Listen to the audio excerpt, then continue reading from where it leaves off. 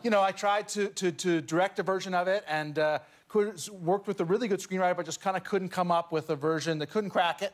And so I thought it was like, you know, time to let someone else take a shot at it. Son of a bitch!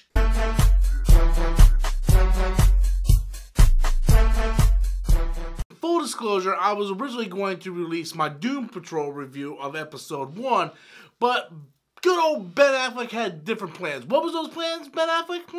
What was those plans? I'm not Batman? Ah, yes, he's not Batman anymore. The one thing that we all known this entire time, well, now it's official. Warner Brothers gave him the okay. Go on Jimmy Kimmel and tell the world that you are no longer the Caped Crusader. You are no longer Batman. Everybody else knew about 3 years ago. Look, guys, I'm actually a big fan of Ben Affleck and a big fan of Ben Affleck as the Batman. And I personally wanted to see Ben Affleck's take on Batman. I wanted him to write it and direct it, and I wanted to see what he could bring to the table because Ben Affleck is a damn good writer, a damn good director, and a damn good actor. I wanted to see what he was able to bring to the table.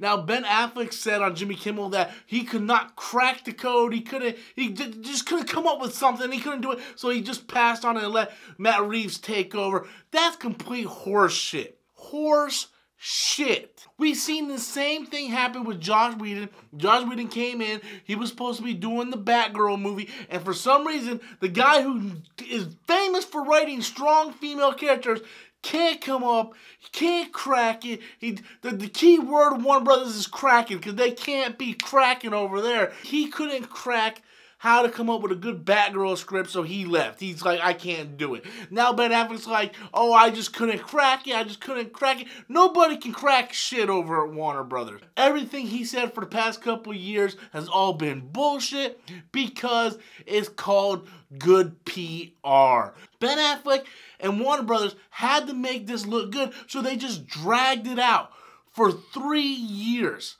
They just had to drag this thing out instead of just coming out and go, yeah, you know what, hey, stuff went down, Ben Affleck's leaving.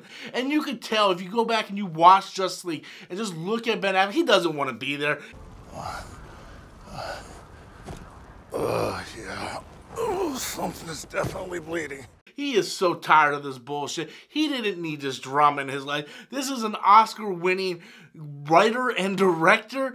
He doesn't need this in his life. He can go on to do another Gone Baby Gone, another Town, or Argo. He doesn't need to worry about becoming Bruce Wayne and get ridiculed by fans and then get blamed because the movie that Warner Brothers wanted to kind of just rush out there to compete with the MCU crashes and burns at the box office. I would love to see what he could have directed and written for the upcoming Batman movie. So this does suck donkey nuts. It really does.